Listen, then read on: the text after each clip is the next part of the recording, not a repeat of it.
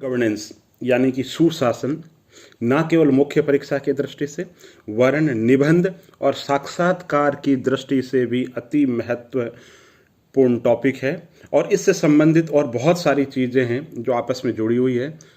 तो हम सीधे परीक्षा दृष्टि से बात करते हैं। सबसे पहले हम कहते हैं विश्व बैंक ने 1992 में गुड गवर्नेंस यानी कि सुशासन की अवधारणा का प्रतिपादन किया और सत्ता प्रयोग के वह तरीके हैं। परिभाषा क्या दी गुड गवर्नेंस की कि सत्ता प्रयोग के वह तरीके हैं जो कोई देश अपने सामाजिक आर्थिक संसाधनों के प्रबंधन में प्रदर्शित करता है। यानी सत्ता प्रयोग के वो तरीके हैं जो कोई भी देश अपने सामाजिक और आर्थिक संसाधनों के प्रबंधन के अंदर प्रदर्शित करता है। विश्व बैंक ने तीन कसौटियां बताई।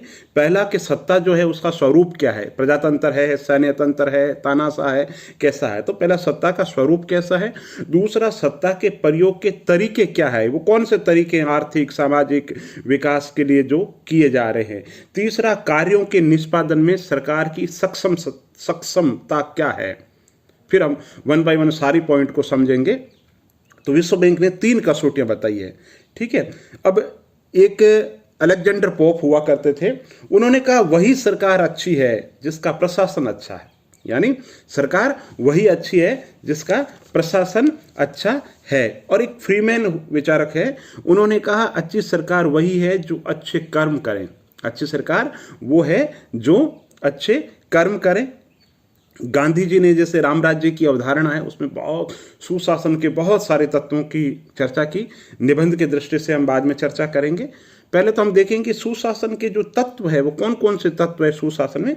तो देखो, सुशासन में राजनीतिक उत्तरदायित्व होना चाहिए और सत्ता के प्रयोग की वैधानिक स्वीकृति होनी चाहिए। चुनाव वगैरह होना चाहिए, मनमानी नहीं होनी चाहिए। सरकारें जो स्वरूप है उनका कैसा होना चाहिए, लोकतांत्रिक होना चाहिए, चुनाव जैसी व्यवस्था होनी चाहिए। धार्मिक, सामाजिक, आर्थिक, व्यावसायिक आदि सभी समूह को संघ निर्माण की स्वतंत्रता होनी चाहिए और सरकार के कामकाज में समान रूप से भागीदारी होनी चाहिए। उत्तरदायी व्यवस्था होनी चाहिए, पारदर्शी व्यवस्था होनी चाहिए, कार्यकुशल और दक्ष प्रणाली होनी चाहिए। और इन्हीं चीज़ों को आगे चल करके ऑसबॉर्न और गैबलर ने री इवेंटिंग गवर्नमेंट, उद्यमी प्रशासन में लगभग यही तत्व बताए थे जो सुशासन के वर्ल्ड बैंक ने बताए हैं, ठीक है। अब अगर हम बात करें इसकी 8 महत्वपूर्ण तत्व है। कितने महत्वपूर्ण तत्व है? 8 महत्वपूर्ण तत्व है। भागीदारी, आम सहमति, जवाबदेही, पारदर्शिता, उत्तरदायी तंत्र, प्रभावी व कुशल न्याय संगत व्यवस्था, समावेशी व्यवस्था, विधि का शासन। अब आपको इतनी जो चीजें बताई याद नहीं हो रही तो मैं एक शब्द देता हूं, स्मार्ट। एस का मतलब सेंसिटिव, एम का मतलब मैनेजमेंट ओरिएंटेड जिसकी इफिशिएंसी जरूरी है, एस से सेंसिटिव, एम से मैनेजमेंट, एस एम, ए से अकाउंटेबल, आर से रेस्पॉन्सिव अनुक्रिया प्रतिक्रियाशील होना चाहिए, आर से रेस्पॉन्सिवनेस और टी से ट्रांसपेरेंट। यानी ऐसा सिस्टम, ऐसी व्यवस्था जिसके अंतर्गत स्मार्टनेस हो। ये 5 स्मार्ट के तत्व हैं, बाकी मैंने और आपको बताए हैं। तो अब आप मोटा मोटी समझ गए होंगे कि गुड गवर्नेंस क्या है। गुड गवर्नेंस एक विश्व बैंक के द्वारा प्रतिपादित वह अवधारणा है जो किस बात पे जोर देता है कि भाई विधि का शासन होना चाहिए, जनता की भागीदारी होनी चाहिए, न्यायपूर्ण व्यवस्था होनी चाहिए, संसाधन जो है उनका उचित बंटवारा होना चाहिए, जनता के साथ में है ना समतामूलक जो व्यवस्था है वो होनी चाहिए। गुड गवर्नेंस की व्यवस्था है अभी जो हमने चर्चा की। तो अब बात यह है कि क्या सिर्फ विश्व बैंक ने चर्चा की गुड गवर्नेंस की? नहीं दोस्तों, गुड गवर्नेंस की बात कौटिल्य ने बहुत पहले कर दी थी। कौटिल्य लिखते हैं ना कि जैसे राजा का चरित्र है वैसा ही प्रजा का चरित्र होगा। इसी तरीके से कौटिल्य भ्रष्टाचार के बारे में बताता है, भ्रष्टाचार के बहुत सारे प्रकार बताता है।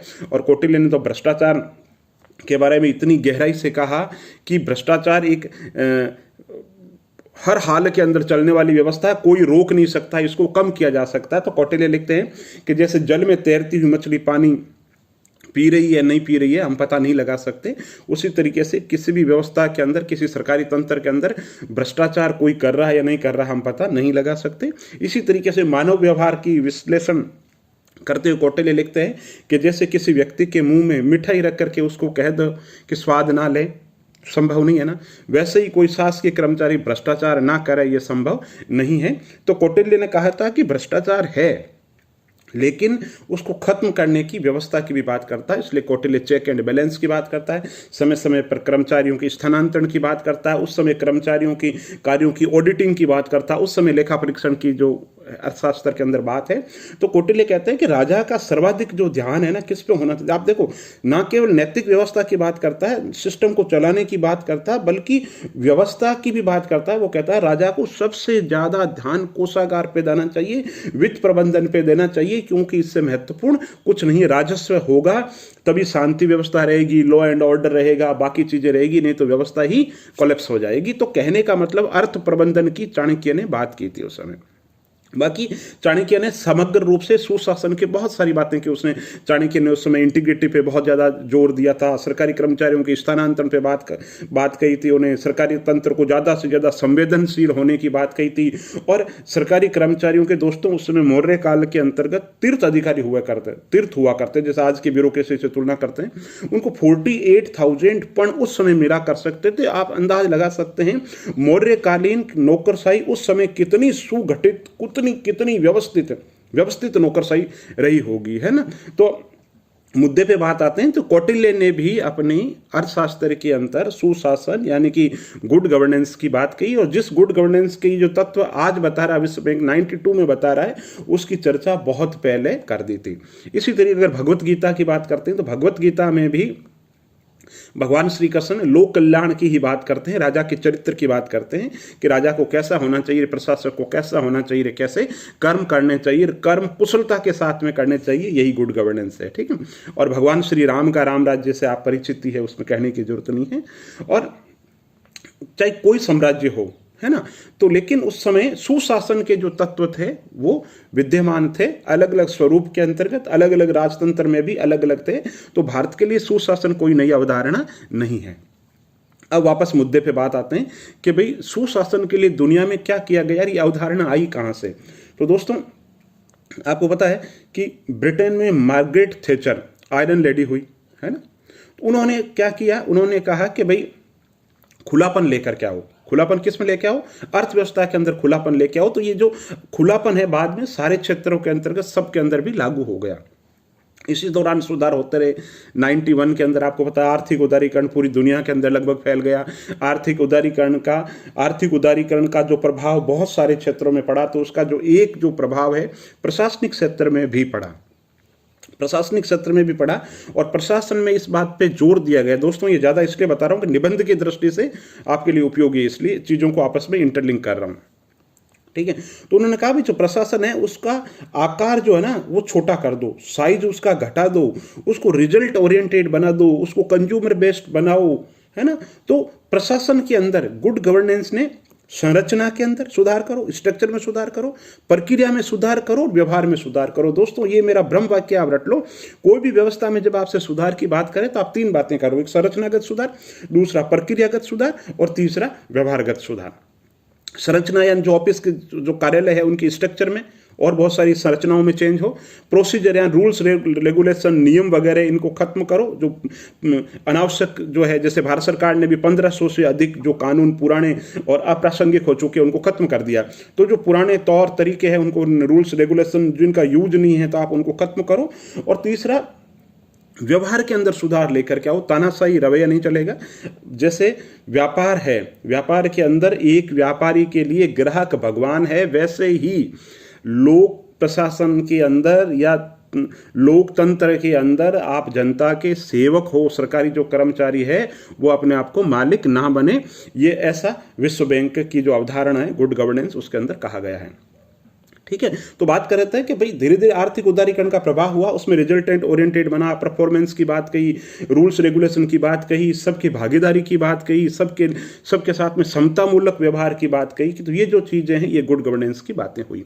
अब भारत सरकार ने क्या क्या किया गुड गवर्नेंस के लिए, सरकार ने क्या किया, तो सरकार ने देखो सबसे महत्वपूर्ण है सूचना का अधिकार लागू किया। सूचना का अधिकार लागू किया ना, उससे गुड गवर्नेंस आया। तो आप कहोगे कैसे आया साहब, तो सूचना का अधिकार लागू होने से देखो गोपनीयता खत्म हो गई, है ना। और सरकारी जो तंत्र है उसकी जो फाइलें हैं आम जनता के लिए उपलब्ध हो गई, भ्रष्टाचार मिटा है, प्रशासन संवेदनशील बना है, चीज़ों को काम जो पेंडेंसी थी वो पेंडेंसी रुक गई। लोक सेवा गारंटी अधिनियम आया जिसके अंतर्गत तय कर दिया गया कि इस कार्य को इतने समय के अंदर करना पड़ेगा। इसी तरीके से लोक सेवा गारंटी अधिनियम के साथ में हर विभाग के अंतर्गत सिटीजन चार्टरशिप एक्ट आए। आपको पता होगा हर विभाग अपने जो विभाग है उसमें जो कार्य है, कार्य की प्रकृति है, करने की अवधि है, बिल्कुल निश्चित कर दिया गया।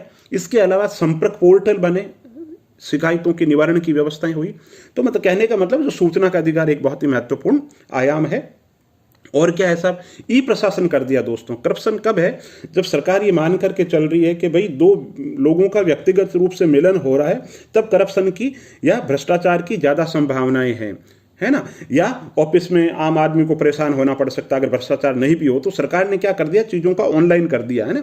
जैसे रजिस्ट्री है तो ऑनलाइन, जमीन से संबंधित सारे दस्तावेज है वो ऑनलाइन, टैक्सेशन से संबंधित बात करें तो किसी भी व्यापारी को जीएसटी नंबर लेने हैं तो कोई ऑफिस में नहीं जाना, कोई जांच नहीं। तो संरचनागत, प्रक्रियागत और व्यवहारगत पूरे के पूरे सुधार कर दिए। फिजिकल अपीयरेंस खत्म कर दो। इंफॉर्मेशन टेक्नोलॉजी का ज़्यादा से ज़्यादा प्रयोग किया जाए। तो इंफॉर्मेशन टेक्नोलॉजी का ज़्यादा से ज़्यादा प्रयोग किया जाएगा तो कार्यालयों में आने की जरूरत ही नहीं रहेगी। जब कार्यालय में आने की जरूरत ही नहीं रहेगी तो काम बिल्कुल निश्चित नियम प्रक्रिया के हिसाब से होगा। तो कहने का मतलब इंफॉर्मेशन जो टेक्नोलॉजी है उसका ज़्यादा से ज़्यादा प्रयोग होना चाहिए। तो इसके साथ और सरकार क्या कर रही है, और साहब सरकार विभिन्न तरीके के कानून लेकर के आ रही है जिससे कि जनता के प्रति जवाबदेही ज़्यादा से ज़्यादा तय हो और समयबद्ध सेवा हो। और जनता के जो शिकायत है उसके निवारण के लिए मैकेनिज्म विकसित किए जा रहे हैं जिससे कि, और हर सरकार ये दावा करती है कि सुशासन हमारा मूल लक्ष्य है। और दोस्तों आपको पता होगा भारत सरकार ने और 25 दिसंबर को सुशासन दिवस मनाने की घोषणा भी कर रखी है। तो ये भी एक सुशासन की तरफ संकेत है। इसके अलावा सरकारें समय समय पर सुशासन वर्ष भी घोषित किया जाता है जब लक्ष्य ही सुशासन है। तो आप मोटा मोटी समझ गए होंगे कि सुशासन का मतलब क्या है। तो सुशासन के अंदर ये सुधार है। इसके अलावा समय समय पे बहुत सारे सुधार होते रहे, कमेटियां बनती है, आयोग बनती है। इसी तरीके से जो बिजनेस है, डूइंग इजी बिजनेस की जो प्रोसीजर है उसके अंतर्गत बिजनेस को बहुत इजी कर दिया गया। जैसे कि जीएसटी लागू हुआ है ना, तो बिजनेस के अंतर्गत हमारा वैश्विक प्रतिस्पर्धा सूचकांक में धीरे धीरे हमारी स्थिति सुधर रही है। वर्ल्ड बैंक, अंतर्राष्ट्रीय मुद्रा कोष, वो हम सारे जो सुशासन की अवधारणा एक वैश्विक अवधारणा है तो उसका पूरी दुनिया के अंदर असर पड़ रहा है। और सुशासन सिर्फ एक देश विशेष से संबंधित अवधारणा नहीं है बल्कि ये ग्लोबल अवधारणा है। और जो सुशासन की जो लहर आई है वो पूरी दुनिया में है और भारत में भी उसका प्रभाव है और बहुत तेजी से सुधार हो रहे हैं। ठीक है, तो आप समझ गए कि सुशासन से मतलब बहुत ज़्यादा संरचनागत, प्रक्रियागत और व्यवहारगत सुधार हुए हैं। लेकिन अभी भी कुछ समस्याएं हैं। समस्याएं क्या है? नौकरशाही तंत्र है, रवैया नकारात्मक है, अभी भी काम काज के अंदर देरी करने की कोशिश की जाती है ना। संसाधनों का अभाव है, काम करने के पुराने तौर तरीके हैं, रूल्स रेगुलेशन पर ज़्यादा जोर देने की अभी भी प्रवृत्ति है। राजनीति का अपराधीकरण है, अपराध का राजनीतिकरण हो रहा है। चुनाव सुधार भी बहुत ज़्यादा करने की जरूरत है। इंफ्रास्ट्रक्चर जो ढांचा है उसको मजबूत करने की जरूरत है। दृढ़ राजनीतिक इच्छा शक्ति की जरूरत है। प्रशासनिक तंत्र को और ज़्यादा सक्रिय बनाए जाने की जरूरत है। तो प्रशासन के अंतर्गत कार्यकुशलता, रिजल्ट ओरिएंटेड, मितव्ययता, परिणाम रिजल्ट ओरिएंटेड के साथ साथ के अंतर्गत आप सामाजिक जवाबदेही हो। तो कहने का मतलब लोक प्रशासन के अंदर सुशासन ने बहुत सुधार किया है लेकिन बहुत सुधार होने भी बाकी है। तो सुधार और क्या बाकी है? जो पुराने कानून हैं उन कानूनों को और ज़्यादा हटाई जाए। समय समय पे सरकारी तंत्र के अंदर प्रशासनिक तंत्र है उसकी समीक्षा होती रहे। ऑडिटिंग तंत्र को और मजबूत किया जाए। सोशल ऑडिटिंग को और ज़्यादा प्रभावी बनाया जाए। सूचना के अधिकार के तहत के अंतर्गत जो सूचना रोकने की जो शिकायतें आ रही है उनकी अच्छी तरीके से मॉनिटरिंग हो। तो कहने का मतलब सुशासन से बहुत कुछ सुधार हुए हैं लेकिन बहुत करने बाकी भी है। बहुत बहुत धन्यवाद। अगर ये वीडियो अच्छा लगा तो इसको लाइक कीजिए और चैनल पे नए हैं तो आप इसको सब्सक्राइब कीजिए। और आप मुझे बताइए आप किस संबंध के अंदर कोई वीडियो चाहते हैं। बहुत बहुत धन्यवाद दोस्तों।